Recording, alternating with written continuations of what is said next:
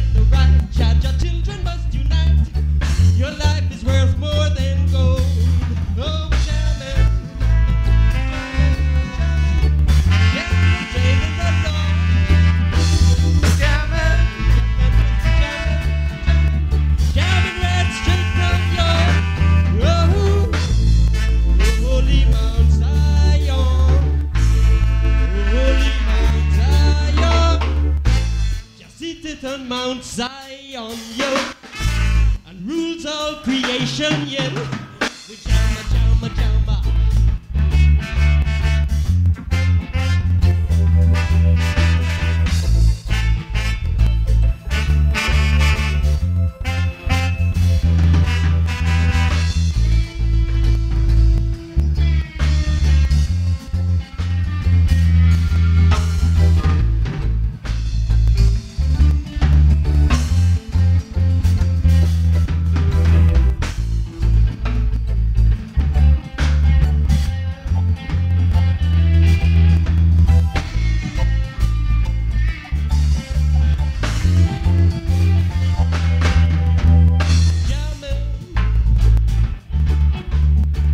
I wanna jam it with you.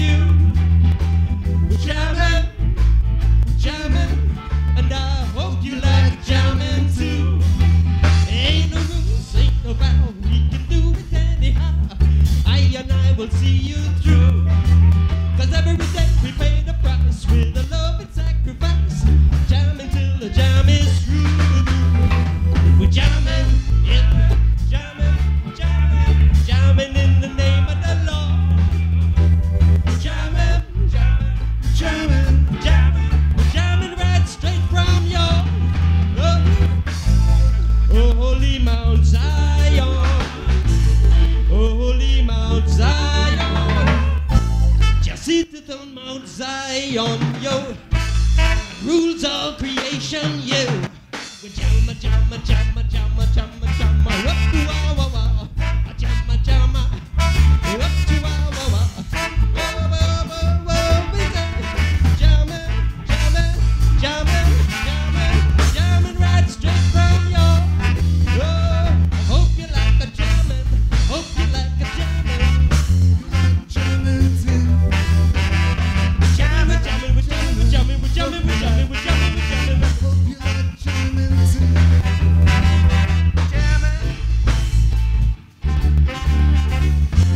That is the sounds of Cool Vibration.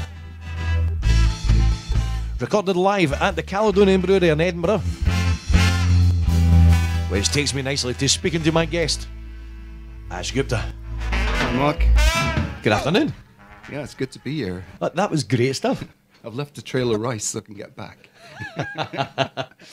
Ash Gupta, the man when it comes to reggae music in Edinburgh and beyond. Yeah, reggae's been a great inspiration to me. Reggae and ska, going right back to the roots and the old Trojan records, and these are just wonderful things. And one of the best things that happened last summer was actually meeting Toots. Mm-hmm. And it was so nice to hang with him when he came over to the Liquid Rooms. And he said that we should record together.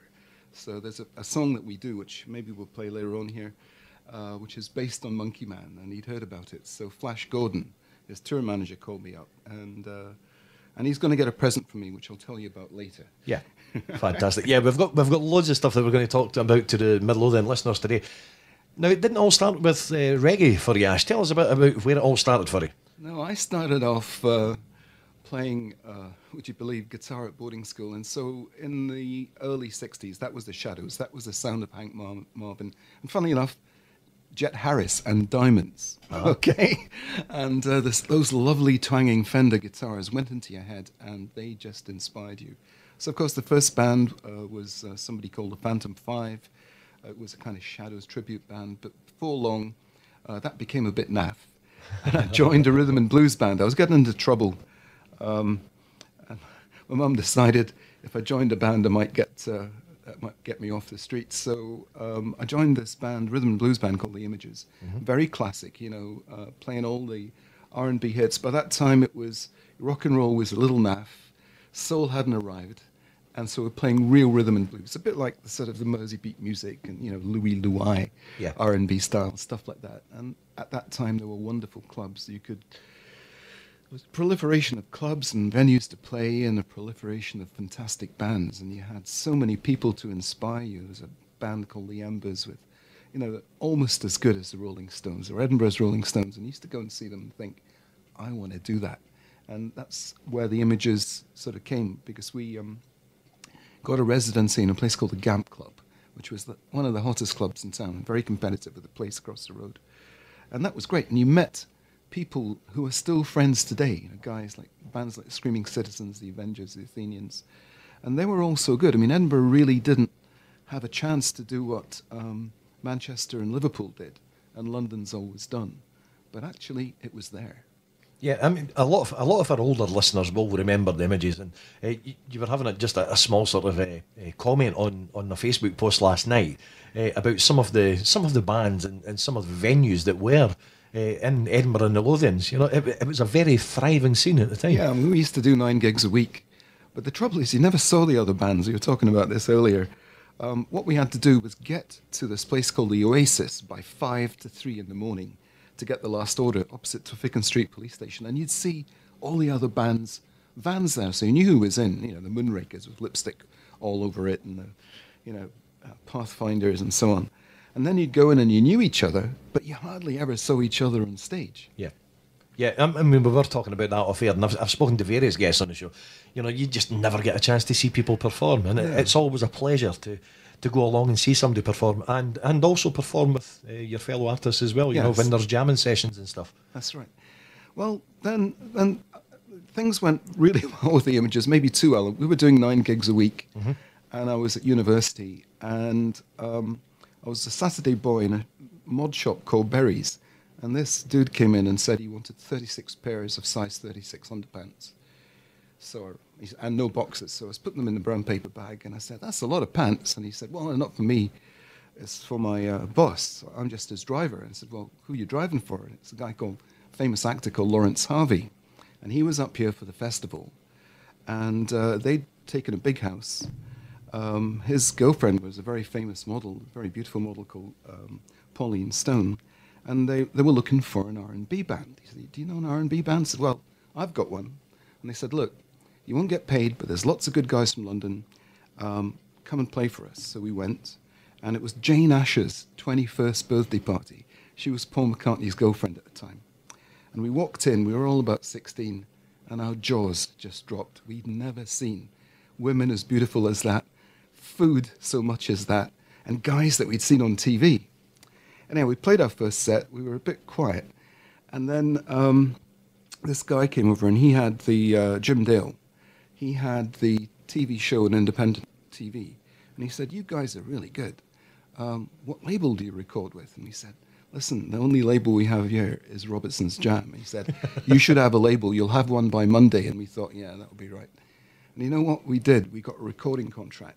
And that caused one of the biggest problems in my life. I had to choose between going on the road with a recording contract in a band that I loved. Yeah. There were my brothers. We played 9 gigs a week. And we didn't have time for girlfriends or anything. It was just the band and work, which was university. Yeah. And my sisters took me aside, and my dad had died when I was 5, and she said, "Papa would have liked you to finish your degree, but you choose." And the sort of bit inside me thought, I better do it. So I left the band.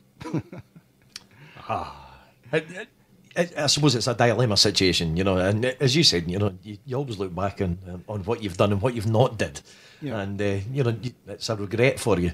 However, things have moved on. Absolutely. The thing is, I was doing architecture, and the lovely, freckly, blonde girl that everyone fancied became my wife.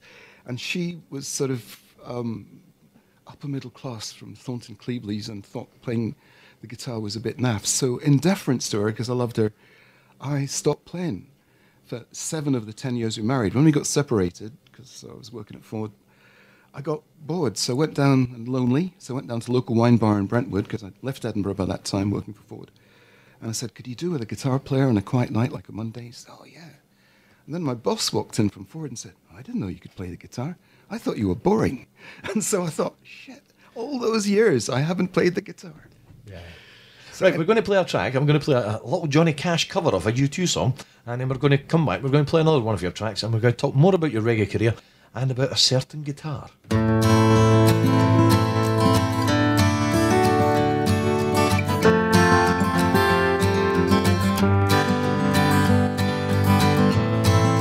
Is it getting better? Or do you feel